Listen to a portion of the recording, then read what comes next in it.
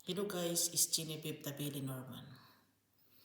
Itong puro na ito guys, cherry fruits.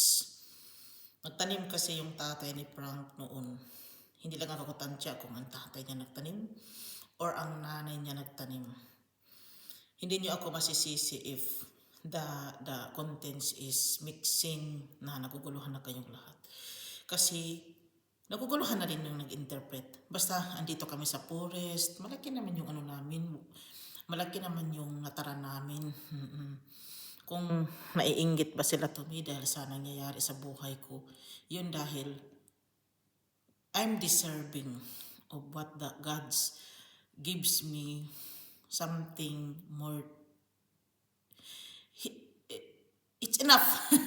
Hindi ko naman sinasabing I want more. Kasi parang na magic siya eh. Pinagsasabi ko lang sa inyo na ito is cherry ba yung fruits. Guys, hindi pa naman tapos yung sa amin talaga. But anyway, masaya na rin ako. Guys, dito na lang ako. Maraming salamat, bye.